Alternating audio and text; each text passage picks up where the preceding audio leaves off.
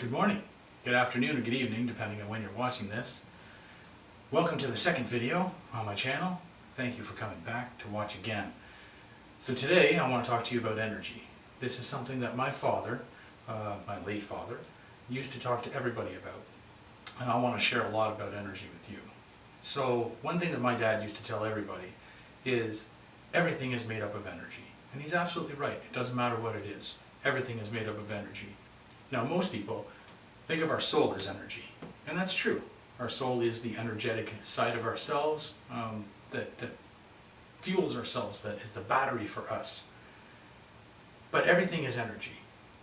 It doesn't matter if you're talking about an inanimate object like a rock or a table, or if you're talking about an animate object, whether it's a tree, an animal, or a human being. Everything consists of energy. Energy runs and flows through everything.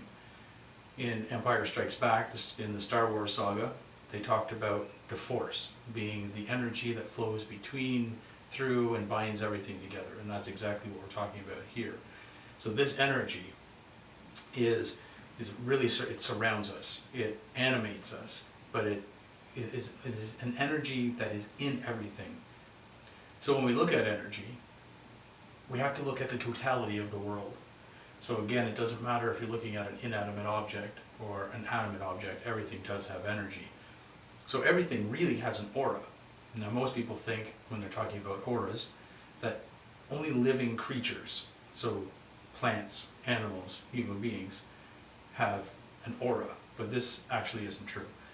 If you can see the energies widely enough, if you can see the energies in such depth, then you will see that everything actually has an aura. So you can look at a chair and see the aura of a chair. It's not the same as our aura, our energy, because ours is our soul that crosses over once we leave here. But there is a transferable energy that is in everything. So if you take, so let's say a chair, if you then burn it, then the transfer of energy goes from the solid object of the chair into the fuel for the fire, and then into the smoke and the ashes. So all of that energy exchange happens. So the same thing with our human bodies. When our body ceases to exist, the one part of our energy, our soul, leaves the body and goes on to wherever you want to believe it goes on to. If you believe we have a soul, and I do believe that we have a soul because of what I do. So our soul goes on to the other side, goes on to the next phase of life. That doesn't mean that our physical body has no energy left. There is still energy in our cells. There's energy that is in the molecular makeup of our body. And so this either gets buried into the ground and becomes essentially worm food. It's an exchange of energy. It then decomposes and becomes something else. Or if people choose to be cremated, then again, just like the chair, it fuels a fire and it turns to ashes and it turns to smoke. So there's always a transfer of energy. So this is the one thing that is consistent. My dad used to tell everybody this, and this is a scientific fact. Energy cannot be created or destroyed. It can only change form. So it doesn't matter what kind of energy you're talking about. So when people say, you know, if you go back to before the Big Bang, there was nothing in the universe, that's simply not true. There had to be something to start with. There had to be an energy base to start from, to move to. And there's always just a constant flow and exchange of energy, a constant change of energy, and people definitely need to understand that. So the next thing that I want to talk to you about when it comes to energy is the ultimate consciousness chart, the Omega chart. So I first learned about this when I was watching Mind Valley video, and it was talking about the energy of our emotions. So there's contracted emotions, contracted energy, which is at the base of this funnel, and I'm going to put the chart up so that you can see what I'm talking about. When you look at the base of this funnel, and you look at the emotions of shame and guilt, they're down in the lower section where you're looking at 20 to 30 is the numerical number behind these emotions. And it moves up past grief and so forth, up to desire. Desire being 125. You move up again a few times, you're looking at courage and neutrality, which are between 200 and 250. Then you move up to love. Love is at 500. Above that, with joy and so forth, you get up to enlightenment, which is at 700. enlightenment, you're looking at people like Nelson Mandela or Mother Teresa. But most people are somewhere around 250 or lower, believe it or not. Most people think, oh no, I'm doing much better than that.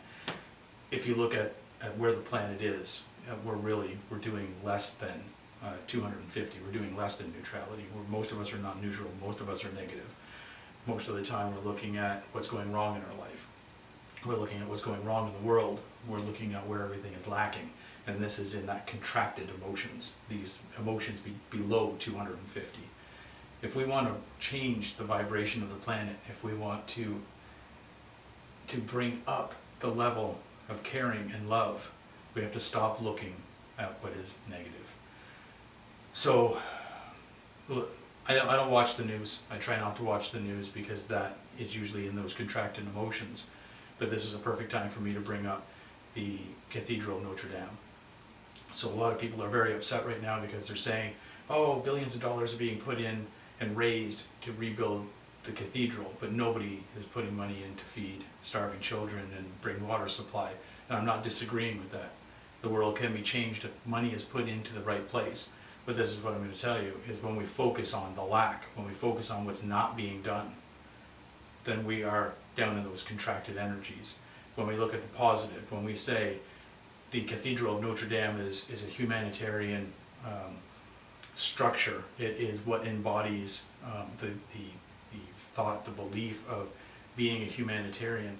That is more of the expanded consciousness. And if we can say, wow, look at all the great people who can raise money for great causes. Look at all the money that can be raised when something needs to be done. And we fuel that energy. We say, wow, there's so many great people in the world. We can change the world with great people like that. We can feed the starving with people like that. We can change water supplies from dirty to clean with people like that in the world. What a wonderful world it is. How amazing is this? Then we're able to make changes in the world because we're expansive. But when we say, nobody's giving money to this, and why aren't these people helping that, and oh, these rich people are horrible because they're putting money in the wrong place, we're down in those contracted emotions. So we really need to take a step back, not only look at ourselves, but look at the world, and realize that the world really is a wonderful place. There's an entire song about it. There's an entire song. Oh, what a wonderful world. You know that song. What a wonderful world it would be. What a wonderful world it would be if we were all expansive, if we all came to a place where we could look at the world and exude love. If you take somebody who vibrates at the energy level of love, at 500 or above, and you put them into a stadium with 20,000 or 25,000 or 50,000 people that are all vibrating 250 or below, neutrality or below, that one person on stage who is vibrating at 500 or above will elevate the energy of everybody in that room. They will absolutely elevate everybody.